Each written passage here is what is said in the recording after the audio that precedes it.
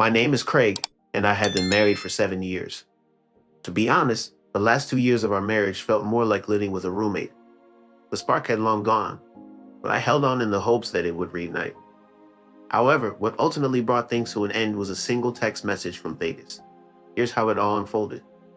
I met Cindy in my late 20s at a local networking event. I didn't expect much from our encounter, but we ended up chatting for a while, exchanged business cards, and I thought that would be the end of it. However, a few days later, she reached out. We started texting, then calling, and soon enough, we were meeting for lunches, chatting on weekends, and catching up after work. We were both enjoying getting to know each other, and before long, feelings started to develop. When we decided to start dating, we didn't waste any time. We didn't hesitate. Shortly after, we got married. The early years of our marriage were good. We had fun, supported each other, and made plans together. In the lead up to the future, our partnership resembled that of teammates rather than being defined by wealth. But stability was our cornerstone. We felt like we were constructing a life with a sturdy base. A shared desire lingered, the longing to expand our family. Despite numerous attempts and persevering efforts, disappointment became a recurring theme, silently eroding at us. The setbacks we faced were unspoken burdens that weighed heavily on our hearts. Subconsciously or consciously, instead of seeking solace in each other, we found ourselves immersing deeper into our work. Cindy took on additional projects, while I assumed more duties. Although we resided under the same roof, our minds occupied disparate realms. Slowly and subtly, we began drifting apart until one day it seemed we were mere cohabitors with rings on our fingers. The once effortless emotional bond began to dim, disappearing not abruptly, gradually over the passing years. The warmth we once shared faded, replaced by monotonous routine and perceived obligations. Even though I was reluctant to acknowledge it then, a fundamental fracture had formed between us, as our marriage. After reaching the 7-year mark, the transformation in Cindy was unmistakable. She had turned into a stranger within the walls of our shared home. I began to observe her extended work hours, with her frequent late nights and out-of-town trips becoming the new norm. Cindy attributed these absences to conferences, networking events, and team retreats, all work-related activities. Despite knowing the rarity and cost associated with such trips in the corporate world, I wanted to trust her explanations.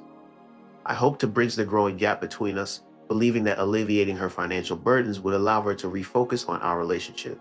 Consequently, I assumed the majority of our financial responsibilities, supporting her lifestyle and filling in wherever needed. Briefly, it appeared that my actions were having a positive effect. She started returning home earlier and seemed to be more physically present. Aunt and I briefly glimpsed a flicker of hope, only for it to be extinguished just as quickly.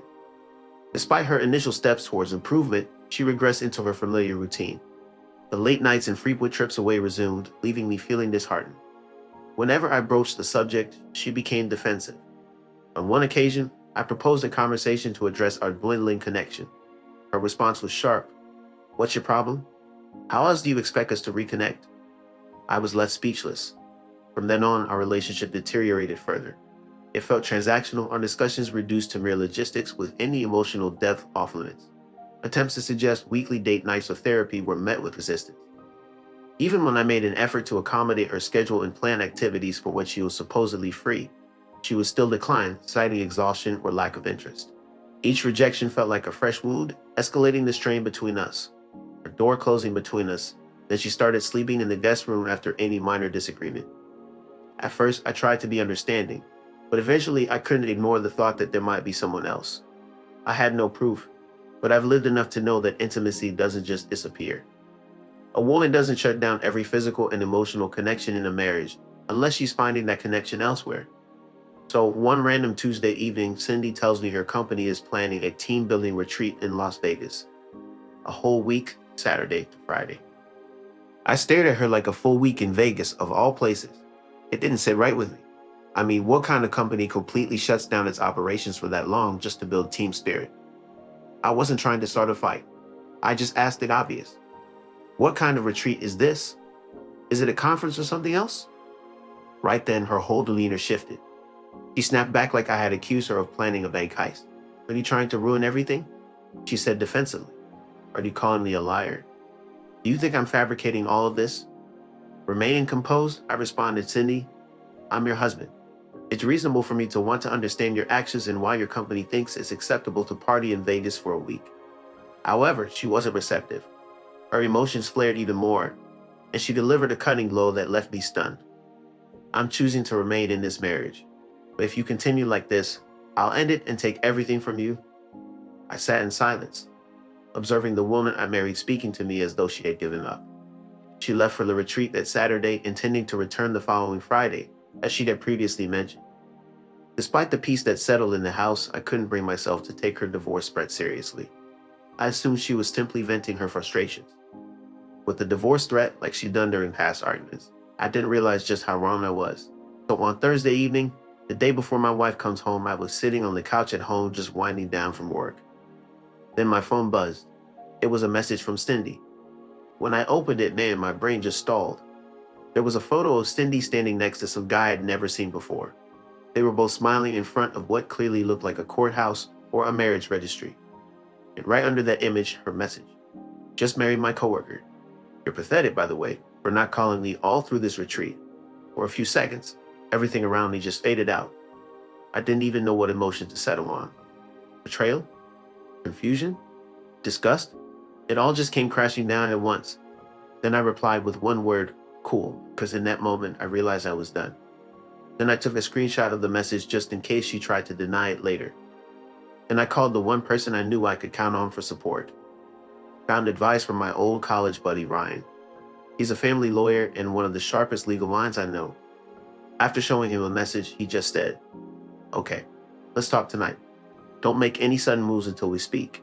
That phone call was the beginning of the end for Cindy and me. By midnight, I knew I was done sitting around waiting for her to come back to her senses and hoping she would wake up one day and suddenly remember how to love me. The first thing I did was freeze the joint bank account tied to her card.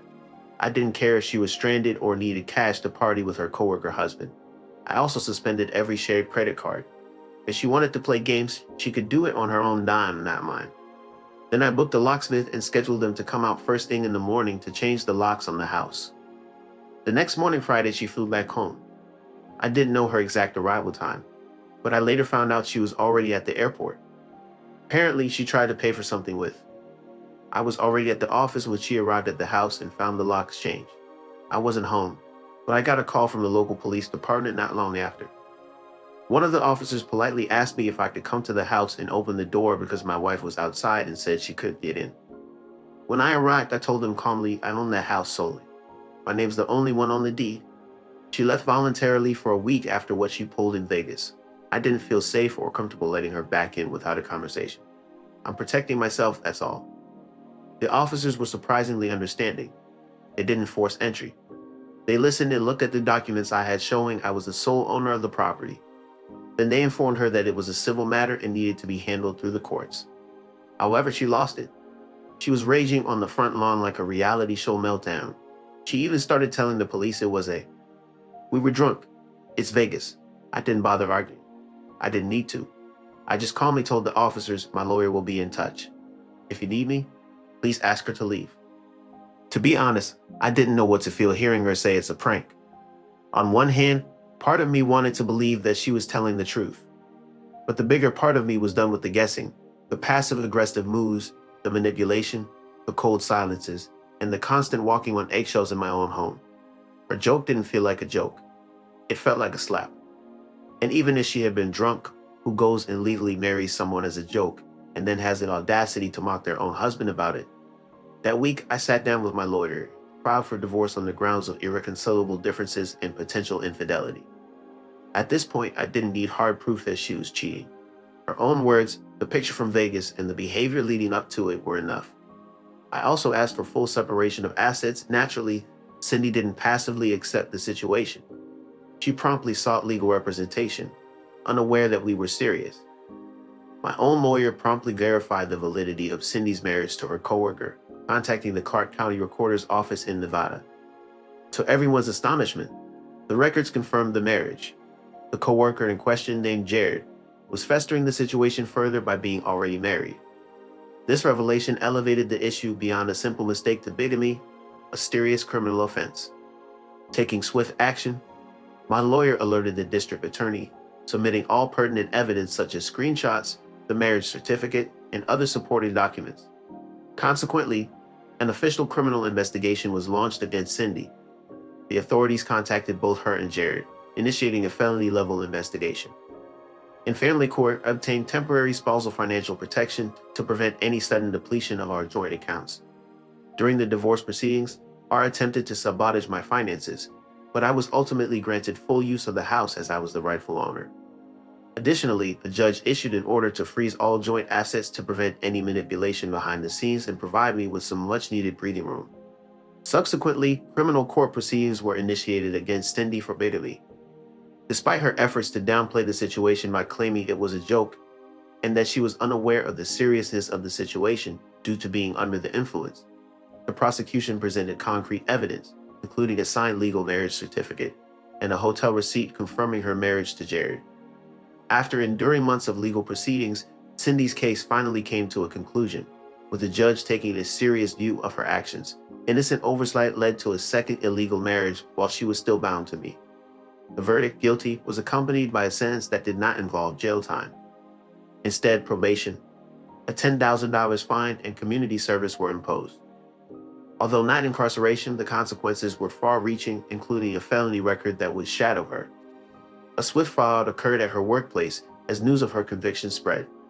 The corporate environment swiftly severed ties, leading to her immediate dismissal. All right, everyone, it's time for a retreat. Personally, I no longer cared about it. My side of the story concluded much more smoothly. I was successfully granted a complete divorce, free of any financial obligations such as alimony or emotional ties. The court acknowledged her actions as a betrayal, which influenced their judgment. I retained ownership of the house, safeguarded my savings, and most importantly, I was able to walk away without being financially drained. Ultimately, her impulsive decision in Vegas led to her losing everything she thought she had control over. Looking back now, I couldn't have asked for a more seamless ending. After many years, I was handed my freedom effortlessly, thanks to one absurd Vegas escapade. In all honesty, Cindy's reckless decision turned out to be the best thing she could have done for me. That split-second choice allowed me to take legal action without appearing as the antagonist and granted me the opportunity to reduce my possessions, but let me retain my residence and depart without a prolonged legal battle. I often ponder what was her mindset, expecting me to succumb to desperation and plead for her return. Did she think I would beg, apologize, and attempt to reconcile after such a humiliating incident? In truth, her thoughts remain unknown to me, and I have come to terms with that. What I do comprehend is that she provided me with an escape route, and I seized it. This outcome could not be any more favorable in the midst of a divorce.